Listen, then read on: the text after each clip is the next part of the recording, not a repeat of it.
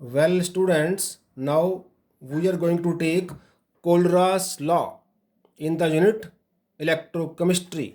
बच्चे कोलरास ने क्या किया था, उसने नंबर ऑफ स्ट्रांग इलेक्ट्रोलाइट की मोलर कंडक्टिविटी को स्टडी किया एट इनफाइनाइट डिल्यूशन। मींस जब उसकी आयोनाइजेशन कंप्लीट हो चुकी है तो उसने बड़े सारे स्ट्रांग इलेक्ट्रोलाइट की कंडक्टिविटी को डिस्कस किया।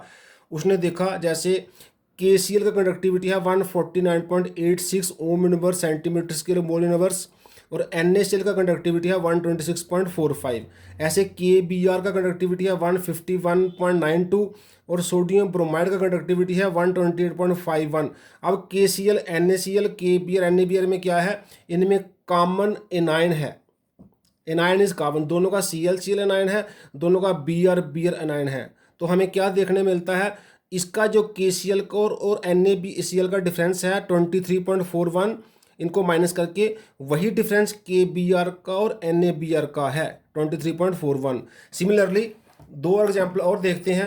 जैसे ये KBr, जो हमारा KBr, KCl, NaBr, NaCl है, इनमें कॉमन कैटाइन है, इनका कैटाइन सेम है। तो KBr और KCl का डिफरेंस 2.06 आ रहा है, NaBr का और NaCl का डिफरेंस भी 2.06 आ रहा है। इसने उसने और भी बड़ी सारी एग्जांपल ली, तो जिनमें कॉमन कैटाइन था या कॉमन एनाइन था, उन इलेक्ट्रोलाइट का डिफरेंस उसको देखने में सेम आया। इसी स्टडी के बेस पर उसने एक इसको लॉ की फॉर्म में हमारे सामने पेश किया, जिसका नाम रखा गया कोलरास लॉ। जैसे बच्चे देखिए, कंडक्टिविटी ऑफ KCl को सपोज लिखते हैं हम conductivity of K cations and conductivity of this Cl anions को प्लस करके, मतलब दोनों का सम करके, ऐसे NaCl को Na का और Cl का सम करके, ऐसे KBr को K का और Br का सम करके, ऐसे NBr को Na की कंडक्टिविटी और Br की कंडक्टिविटी का सम करके। अब हमारा फर्स्ट टू, ये पहला पेयर लें, KCl और NaCl के पेयर को हम माइनस करें तो we will get conductivity of K plus Cl minus Na plus Cl। जहाँ से बच्चे Cl जो है माइनस कैंसिल हो जाएगा, we are left with conductivity of K plus and conductivity of Na plus का डिफरेंस। तो KCl का और NaCl का जो कंडक्टिविटी है वो K का कंडक्टिविटी माइनस Na का कंडक्टिविटी रह जाएगा, क्योंकि Cl नेगेटिव का कैंसिल हो जाएगा माइनस करने पर। सिमिलरली जब हम कंडक्टिविटी ऑफ KBr का डिफरेंस करेंगे कंडक्टिविटी ऑफ NaBr के साथ, तो Br नेगेटिव का कैंसिल हो जाएगा और पीछे रह जाएगा K का कंडक्टिविटी कटायन का और सोडियम कटायन का कंडक्टिविटी का डिफरेंस। सो KCl का और NaCl का जो डिफरेंस आ रहा है वही डिफरेंस KBr का और NaBr का आ रहा है, अगर हम उनको सम करके लिखें।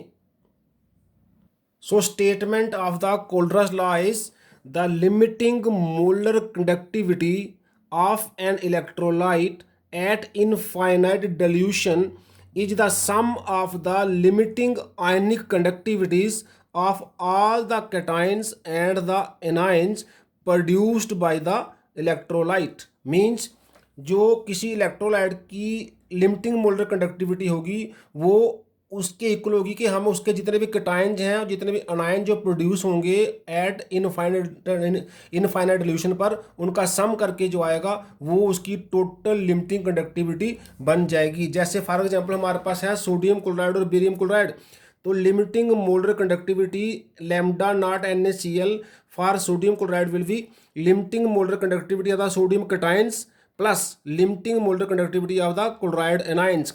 ऐसे ही limiting molar conductivity of barium chloride क्या होगी, limiting molar conductivity of barium cations plus, क्योंकि Cl2 है तो 2 times limiting molar conductivity of chloride anions. तो जितने भी कटायन और एनायन बनेंगे उनकी लिमिटिंग मोलर कंडक्टिविटी को हम जब प्लस करेंगे वो उस इलेक्ट्रोलाइट की हमारी हो जाएगी limiting molar conductivity of the whole electrolyte at infinite dilution. Infinite dilution का मतलब होता है जब जो हमारा इलेक्ट्रोलाइट है वो कंप्लीटली आयोनाइज कर जाए। देयरफॉर कोलरास लॉ जो है वो बेस्ट सूट करता है फॉर स्ट्रांग इलेक्ट्रोलाइट्स, क्योंकि we know that strong electrolytes are completely ionised. In general, for the electrolyte AXBY, which ionizes as X time AY plus Y time BX minus, limiting molar conductivity will be X time molar conductivity of the AY plus cations and plus Y time conductivity of B anions।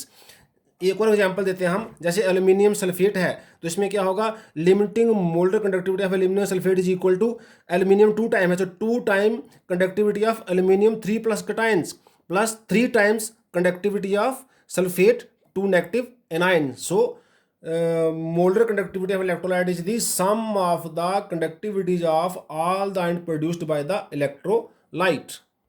अब हम कुछ application करते हैं कोलराज law की application. जैसे इसकी बड़ी important application है पहली, calculation of molar conductivities of weak electrolytes at infinite dilution.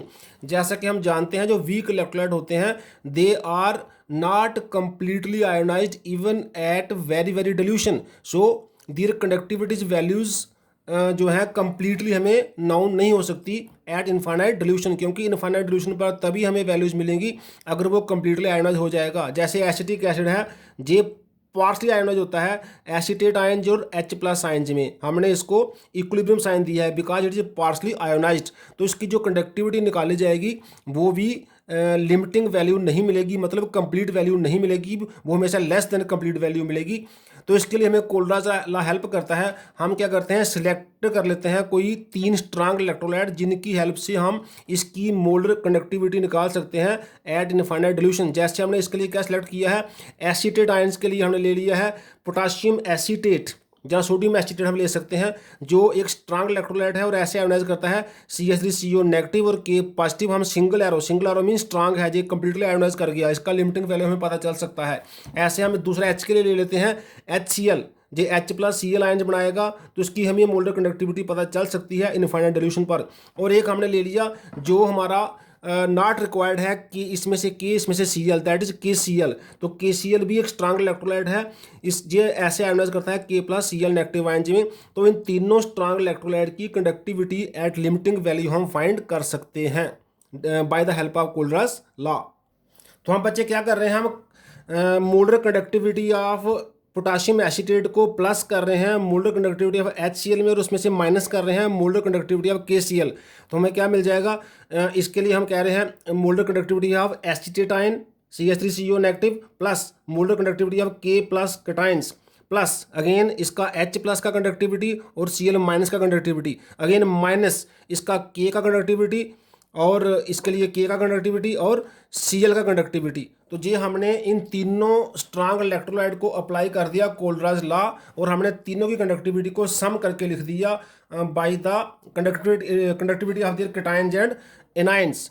तो पहले दो को प्लस किया, नेक्स्ट वाले को माइनस किया और तीनों को हमने क्या लगाया, कोलराज लॉ लगाया. अब आप देख सकते हैं ये माइनस K प्लस जो है प्लस K प्लस से कैंसिल हो सकता है, ऐसे ही ये प्लस और माइनस Cl जो है ये Cl से कैंसिल हो सकता है. तो ये हमारे पास जे K प्लस इसमें से इस K प्लस से और Cl माइनस इस Cl माइनस से कैंसिल हो जाएगा क्योंकि इनके साथ माइनस साइन है.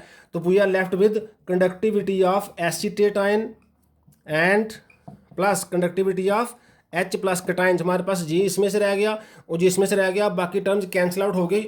और जे जो है जे हम जानते हैं जे किसके बराबर बनेगा, जे बनेगा कंडक्टिविटी ऑफ एसीटेट आयन के साथ H कटायन, इनको हमने कंबाइन कर लिया. तो ये हमारा बन गया कंडक्टिविटी ऑफ एसिटिक एसिड जो हमने फाइंड की by using Kohlrausch law by taking 3 strong electrolytes potassium acetate, hydrogen chloride and hydrochloric acid and potassium chloride. तो 3 स्ट्रांग इलेक्ट्रोलाइट लेके अपने को सिलेक्ट करके उसमें से पहले 2 को प्लस किया है, थर्ड को माइनस किया है. तो we are left with conductivity of acetic acid जो डायरेक्टली फाइंड नहीं की जा सकती थी लेकिन with the help of Kohlrausch law find की जा सकी. ऐसे हम और कहीं, जैसे अमोनियम हाइड्रोक्साइड हमारे पास एक इलेक्ट्रोलाइट है, ये एक वीक इलेक्ट्रोलाइट है, इसके लिए हम 3 स्ट्रांग इलेक्ट्रोलाइट सेलेक्ट कर सकते हैं. अमोनियम के लिए अमोनियम क्लोराइड ले सकते हैं, OH के लिए NaOH ले सकते हैं सोडियम हाइड्रोक्साइड, और Cl और Na को हटाने के लिए NaCl ले सकते हैं. तो हम इसमें क्या करेंगे, अमोनियम क्लोराइड की कंडक्टिविटी में सोडियम हाइड्रोक्साइड की कंडक्टिविटी प्लस करेंगे,